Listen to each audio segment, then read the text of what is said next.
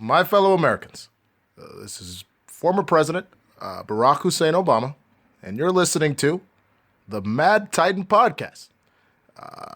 Please be sure to support this young brother from Chicago, Jay Washington, because he's a funny bastard.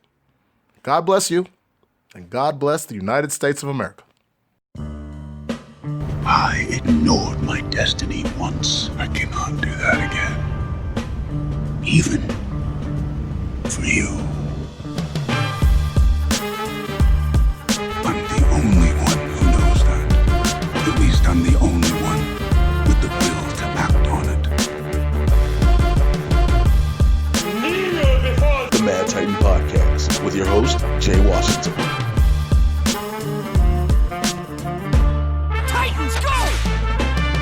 What's happening, everybody? I'm back. It is episode 65 of the Mad Titan Podcast with me, resident supervillain, Mr. Jay Washington.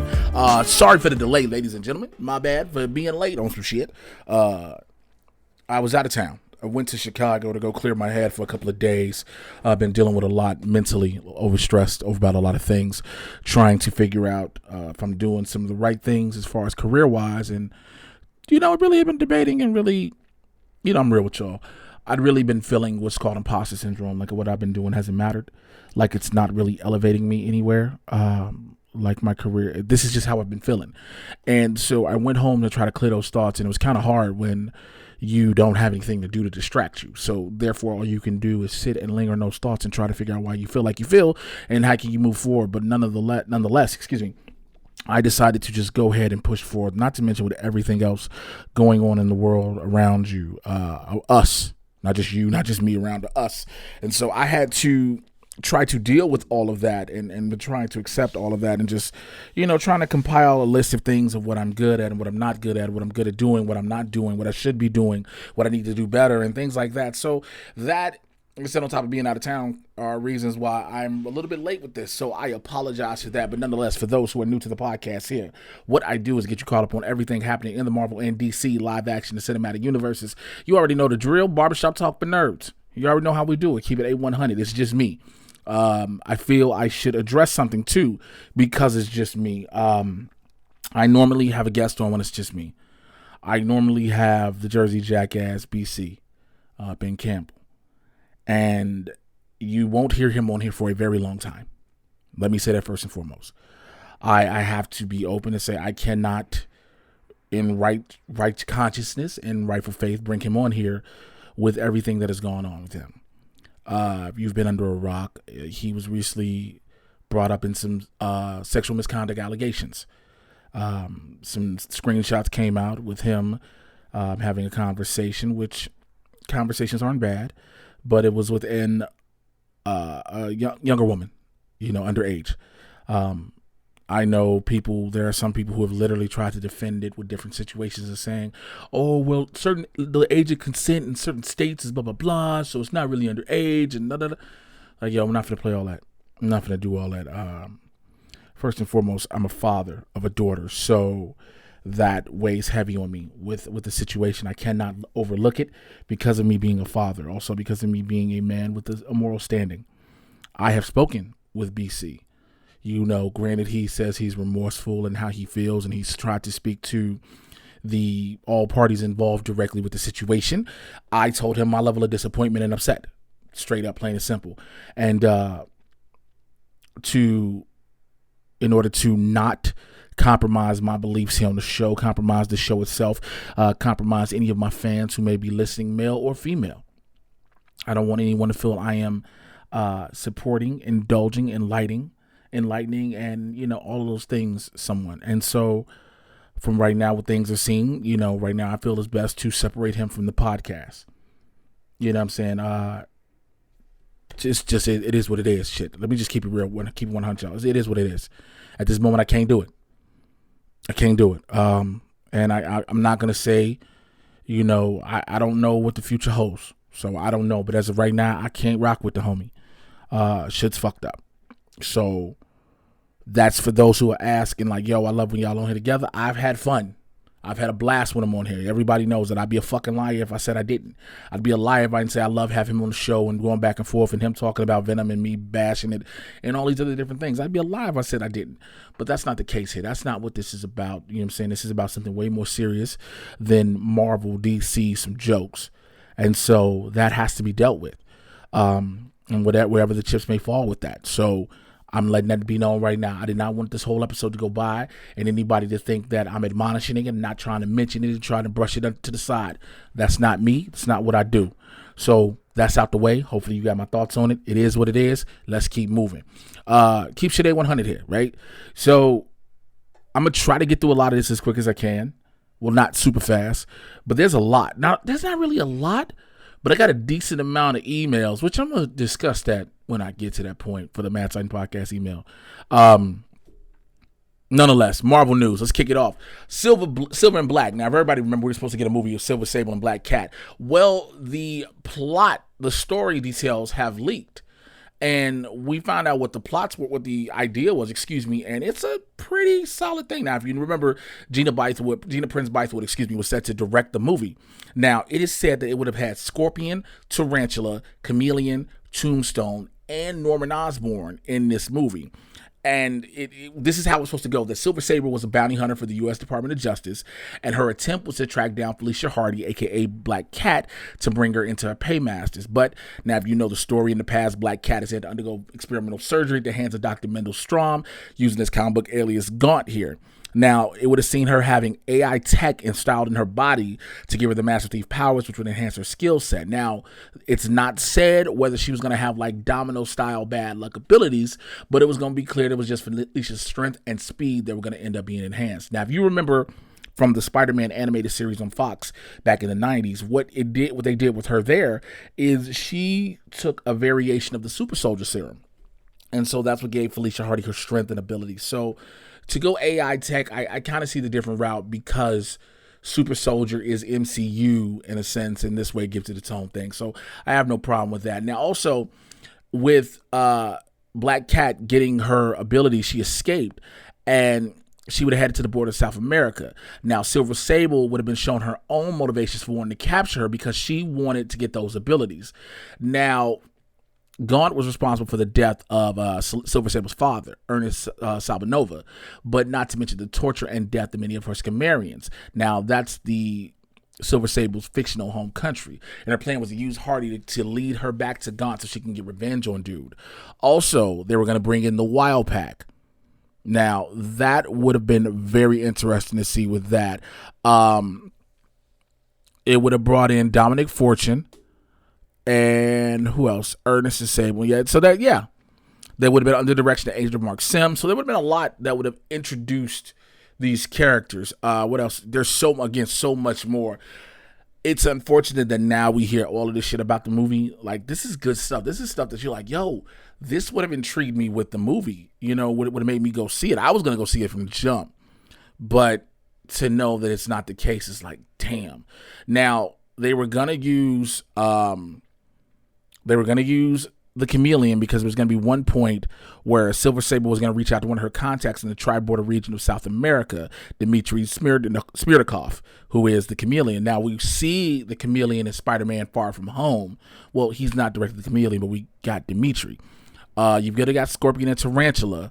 Now, I don't know officially how that would have played out because, again, the MCU Spider-Verse and Sony Spider-Verse are supposed to kind of go hand in hand, but different at the same time, and it's really weird.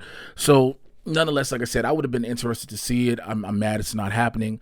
Let's just figure out and see what happens in the future. We'll see if MCU takes advantage of it, gets the characters, if Sony actually decides to go forward with it. Now, of course, you know the Comic-Con, San Diego Comic-Con is not happening in person, but instead it's happening virtual via San Diego Comic-Con at home. And with that, Hulu has released the official first logo, for Helstrom and its promo art. Helstrom is going to be on Hulu. It is going to be a rated R. Now, what they did was they gave you a digital look, digital comic book inspired look at the main characters Damon and Anna, which will be played by Tom Austin and Sidney Lemon, and along with the show's title treatment. Now, here's an interesting thing about the title treatment, though. It shows the Hellstrom with the logo they have, which is the crescent moon with the half-broken pentagram. It says it's a Hulu original. It's going to be released as a Huluween, part of the Huluween lineup. But the thing is, there is no Marvel branding on the logo. Now, it is the last remnant of the Jeff Loeb era of Marvel Television, and supposedly Kevin Feige wants to make sure nobody mistakes it for a Marvel Studios project. Now, this could mean a couple of things, y'all. This could mean, A, it's too raunchy to go into to tie into Marvel Studios, Now, I know people bring up Deadpool, but this could be something completely way raunchier than a Deadpool. Or B, it could be bad, and it could be bad, and they don't want to associate themselves with it. They say, look, this is the last of Hulu. This is that Marvel Television. Same thing with the New Mutants. Like, yo, this is that last Fox project. This isn't ours. So whatever it looks like, you can't hold us responsible for it. But either way, I'm interested to see what happens when they do actually show some of this footage Comic-Con at home. It's going to happen the exact weekend that Comic-Con was set to happen. I'm hoping to I'm going to reach out to some more people and see if some people reach out to me about doing some panels and moderations and things like that. So we shall see what happens on that note, shall I say. Here's some interesting news I've heard that I was very super psyched to hear. Winston Zeddemore, Ernie Hudson, confirms that Black Panther talks are still happening, and he is in contact with Marvel. Now, he has confirmed that he was linked to the role of T'Chaka in Black Panther before John Connie got the part, and he's still in contact with Marvel about a future project. I have no problem with this casting. Like, he was told, like Marvel Studios co-president Louis D'Esposito was told that the part was too small for him, that something more substantial would come up eventually, which I kind of can see that. Now, John Connie is not a small level actor by any means, but again, John Connie gave you a damn good role as T'Chaka for what we got out of Civil War and both Black Panther. But Ernie Hudson says he is still in contact with D'Esposito and drops him a text every so often to see if there's anything in the works. So I would love to see him come to Black Panther 2. Again, he does not have to be, he could be part of the royal family. I think the problem we have, and we as fans, I use that when I say we, is that anytime we hear of a big name star to be attached to any of these projects, no matter what this project may be, whether it's Black Panther, Ant-Man, Thor, Guardians of the Galaxy, no matter what project it is, even when it comes to DC projects, we always expect some of these big name actors we hear to have these mainstream big number one, number two roles, and that always doesn't have to be the case. That always don't have to be the case, you know what I'm saying? You can have these big name actors a part as a cameo or a supporting role. It's having them involved which makes it just the best in itself. Get what I'm saying? Hopefully, y'all rock with me. But either way it goes, I would be super excited to see what happens with that. I'm hoping to hear some more developments in the future. Again, Black Panther 2 is currently in development. We haven't heard any real news about it because of everything with COVID-19 moving forward. So let's just keep our fingers crossed. I have not watched Agents of S.H.I.E.L.D. yet. I don't think it's no secret that I've told you I have not watched it. I haven't had the time to. B, I haven't heard much that made me feel like, oh, Agents of S.H.I.E.L.D. is something I definitely have to check out. You know, I don't want to knock the show because I love the show. I love the show for all its seasons. I became a very big fan of it.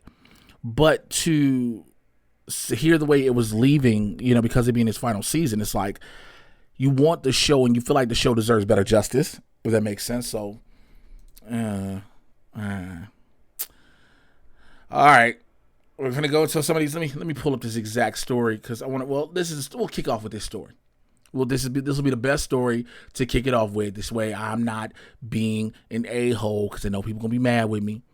So let's talk DC. All right? The number one DC story that got everybody beyond excited. Everybody started losing their minds, and you all know what it is. Say it with me, everybody. Michael Keaton is reportedly in talks to return as Bruce Wayne and Batman in the Flash movie. Now, this is just a rumor. That's another thing. This is a rumor. I need people. It's confirmed that he's in talks. What should I say? It's not confirmed that he is in the role.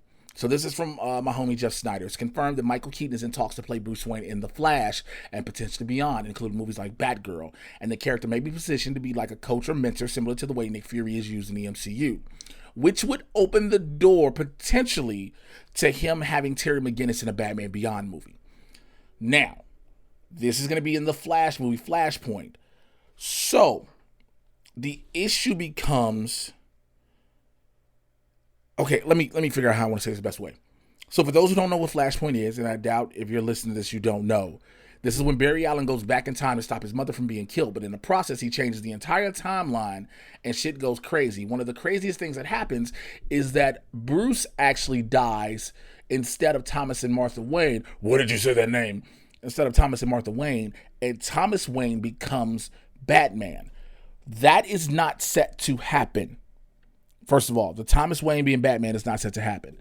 The thing is, I want to know if they're going to do Bruce as Batman, but it's going to be weird how they'll change the take on Flashpoint if that happens. That means with the change, Bruce may still lose his parents. Now, a lot of people are thinking, oh, this will set up the having Keaton replace Ben Affleck as the DCEU version as Batman. But then again, you have this Robert Pattinson. Also, you still think about it. No matter what the DC television universe did, DC does not have one universe for its films. They still are doing the multiverse, i.e. Joker, right? You know, I still believe in my heart of hearts. It's not a DC movie just because you wanted to call it Joker by name, because nothing about that movie said he was the Joker. Nothing. Him just saying, call me Joker, because he was a stand-up comic and he was put on some clown makeup. That's it. And that's another story for another day. But I'm hoping that this does happen. I think we all wanted to see that. Again, it actually makes me realize something that happened in the DC television universe with Crisis on Infinite Earths.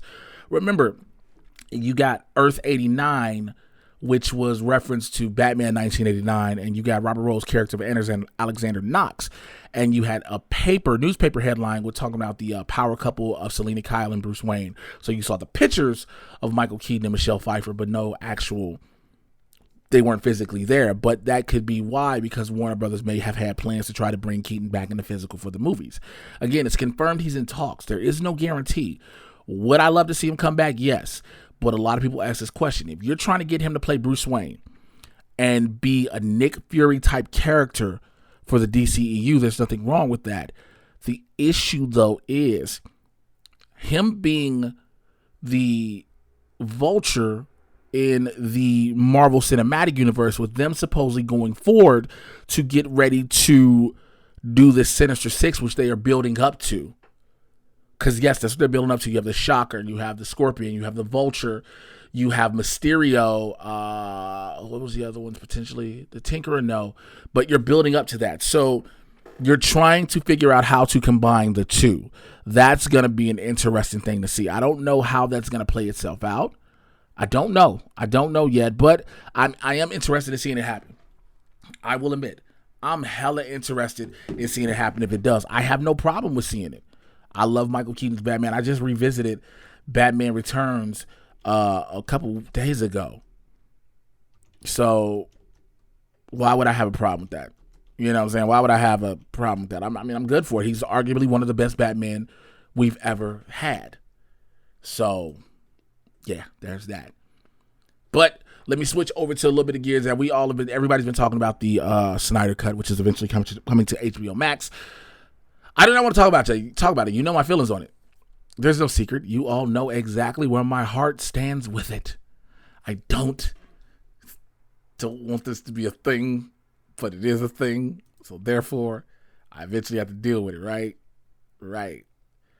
I'm trying to pull it up on my freaking computer. Here it is. Henry Cavill still wants to play Superman for years to come.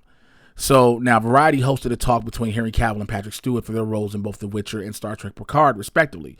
Well, Stewart brought up Superman, asking Cavill how playing the comic book heroes impacted his career. Because if you remember, Patrick Stewart played Professor X, and it's been a very prominent role within his career, as well as playing Captain Jean-Luc Picard in the Star Trek series. Well, during his answer, Cavill confirmed, excuse me, I'm so tired and so mixed up, my brain. I'm sorry. I know I say this every week in and week out. My brain is on a certain thing, but I don't get sleep and I don't get rest. So this is why my brain is like that. But Cavill has confirmed his intentions to stick with the role. So this is, he says, it's something I've always been incredibly grateful for. I've always been a fan of Superman. My life has changed dramatically because of it, and it's given me plenty of opportunity for roles. And yeah, it's been one of those characters which changed the entire course of my career. I'm incredibly grateful for it, and it's also taught me a lot about myself. When Stewart was following up with Cavill asking him about how Superman taught him about himself, he says, quote, he's so good, he's so kind. And when you start to compare yourself to him because you're playing him, you start to really look inwards. You say, am I a good person? Can I be good enough to play Superman? And if you ever hear a whisper in there, which is like, hold on a second, maybe not, then you adjust it and you make sure you're a better person. I think that's all we can do in life. Those are some great words to hold true to. Also, I still believe that Warner Brothers backed the truck up to get you to come back because I offered a lot of money. Now, besides the benefits of his career and his worldview, there's another actor, Superman, that makes Cavill want to keep playing with him. He sees what it means to children, and he hopes to keep representing Superman for them. He says, with a character like that, you carry the mantle with you offset, and it becomes part of your public representation. When you meet children don't necessarily see me as Henry Cavill, but they might see Superman, and there's a responsibility that comes with that. Because it's such a wonderful character. It's actually a responsibility I'm happy to have, and I hope that I get to play more of Superman in years to come. So, depending on what Warner Brothers is planning on doing, excuse me, after the Snyder Cut, now, as of right now, there are no Man of Steel 2 plans. Superman is expected to bounce around roles. So he'll appear in Shazam 2. He may appear somewhere within the Black Adam movie, and then Shazam 3, where they have to possibly team up against Black Adam. But we'll see it from there, and I have no issue with that. I like Henry Cavill as Superman. Again, I guess everything was worked out, like I said, between him, his management, and Warner Brothers, for him to say he's going to don the cape once again and put the S on his chest. That's all you can ask for, is someone that wants to do that role, that enjoys doing that role and everything. That's all you can ask for. Let's get into the TV shows. Yo, check out my review for Stargirl, which is up on my YouTube channel, youtube.com/JAY-Washington80. And they introduced Tigress and Sportsmaster, who is like a heightened up Casey Jones. And there's a nice battle with them and the new JSA. Please check that review out. Also, Doom Patrol Season 2 is finally here. The first 3 episodes are available for free. Winston A. Marshall and I did the review for Season 2, Episode 1. We are going to do 2 and 3 as well. I didn't know they were going to drop all 3 at first when we did the review. So we're going to go back and we're going to do Episodes 2 and 3 as well. We're going to do those collectively together. So we're not going to give you just 1 and 1. We're going to mix 2 episodes together. So you're just going to have to follow the hell along. So that's up there as well. Also, the Harley Quinn season finale will be on my YouTube channel as well. So you got all of the DC Universe shows that are available, the new ones, Doom Patrol Season 1, the season finale of Harley Quinn, and Stargirl on my channel. That is for y'all, all right? Now, let me go to the Mad Titan Podcast email. Well, I take your emails, of course, your questions, which naturally that's what the fuck it would be. MadTitanPodcast@gmail.com. MadTitanPodcast@gmail.com. All right, here's one of my first questions. It's from the homie Fred Castillo, one of the members of the Supervillain Squad. Thank you so much for being a member of the squad. Here's his email. He says, Black Lightning. Hey, Mr. J. Your whole title. Oh, wow, that's hilarious. The subject of what you were supposed to put, Fred? The subject for the email was your whole email. I was like, this is a long ass subject. But it says, hey, Mr. J, hope you're keeping COVID-19 safe while others are losing their minds. I'm trying, if you didn't hear the beginning of this fucking show. My question has to do with the DC Universe. As much as I enjoy Black Lightning on the CW, do you see the big screen in their future? I believe it can survive in cinema, but with the pandemic, I don't think many releases will post positive numbers. Also, who would play Black Lightning and what should the rating be? Thanks for taking my email, and I'll be listening. Stay strong and safe, Fred Castillo. Like I said again, thank you so much, Fred, for your email. I don't want it to go to the screen, the big screen right now. And the reason being, I know some characters in comic books, we are split between cartoons, movies, TV shows, and they work. That is because those characters have a such loyal and adamant fan base to go between each medium where there isn't a problem, even regular still comic books. I don't know if Black Lightning can do that just yet.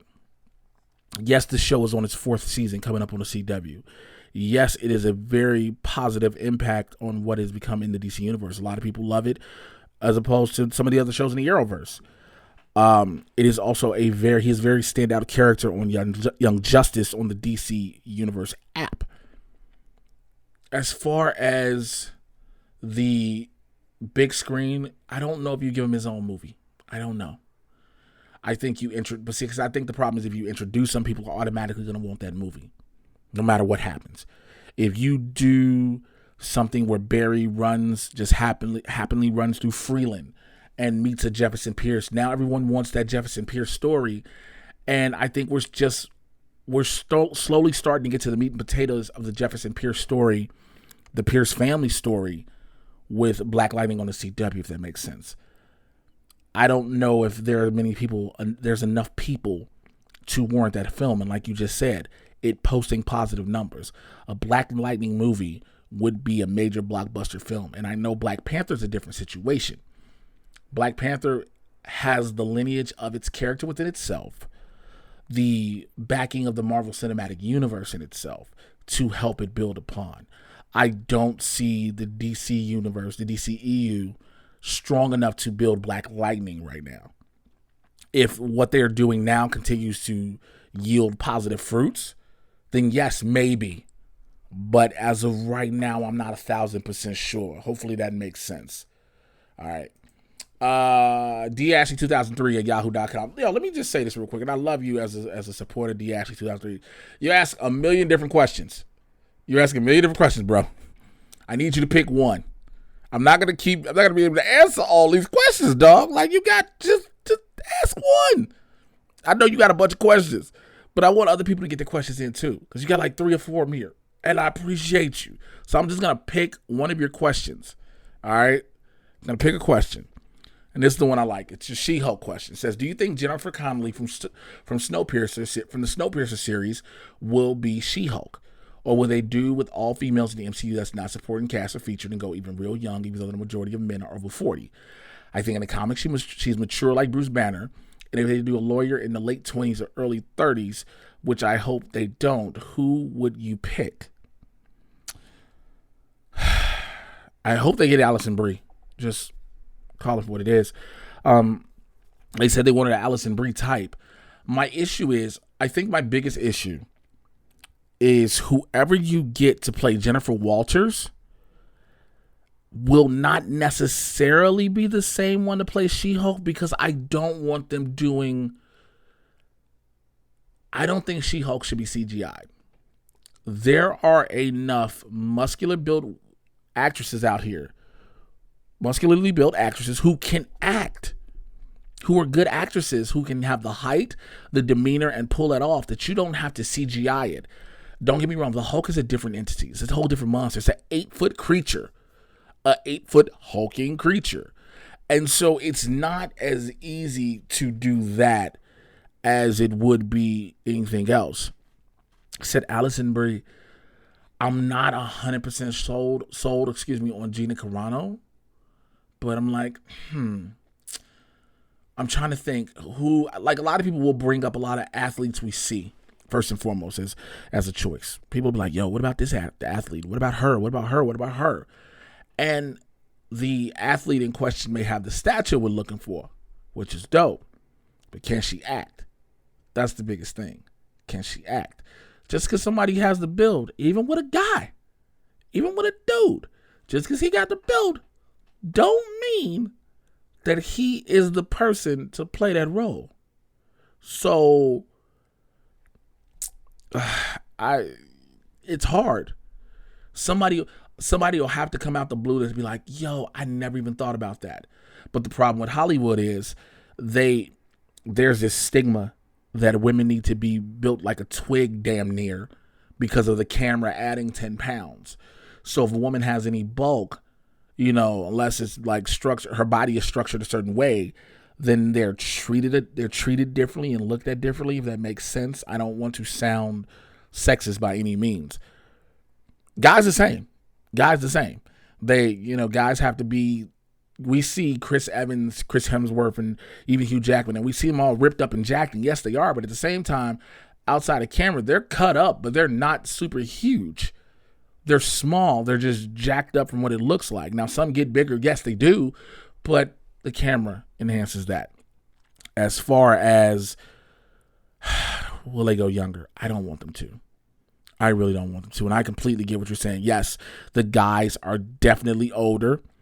They definitely go back. They allowed Paul Rudd's 54. Robert Downey Jr. was like 50-something. So they definitely allowed the guys to be older. But I think it's because with some of the guys, not all, with some, you can't tell their ages. Again, no one knew Paul Rudd was 54 unless you followed his career for the longest time. So that's just me. Who do I think? Again, I have no idea. Like I said, Alison Brie, yeah, but then it comes to who do I want to be She-Hulk? That's something I have to really research. So, but thank you for your email, though. Thank you seriously for your email. I got a voicemail I'm going to go to right now for the Mad Titan Podcast hotline, 818-276-6947, 818-276-6947. Let me go to this this phone call right now. What's going on, Jay? This is Tyler calling from Kentucky. So, a couple things on my mind today. First, there's a rumor swinging around saying that Tom Holland may make a post-credit scene appearance in Venom 2, possibly leading to a Sinister Six movie in the future. Do you think they'll bring him in this early or wait a little longer and build up their universe a little more? And also, with the talks of Michael Keaton in talks to do Batman again in the upcoming Flash movie, do you think he can play both Adrian Toomes in the Spider-Man movies and Bruce Wayne in the Flash? Or do you think they'll go with someone else, like Jeffrey Dean Morgan, for example? Love to hear your thoughts. Thanks, Jay. All right, thank you, Tyler, for your call, as always, man. First off, the rumor about Tom Holland making a post-credit scene, in Venom 2. Yeah, I could see it. I absolutely can. Again, he was supposed to be with a small scene in Venom 1, so there's not a reason why I wouldn't see him, doing setting up that Sinister Six movie. Not at all. I don't see a problem with it. I think that's a definite possibility. And I did kind of bring that up earlier about the Michael Keaton thing, being both Adrian Toomes as well as Bruce Wayne.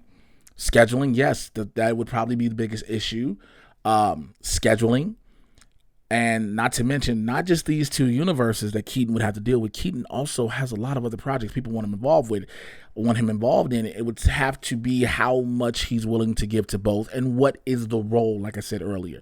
If he is that Nick Fury role like they want him to do for Batman in the DCEU, fine. The Adrian Toomes role would be more involved. I can definitely see that.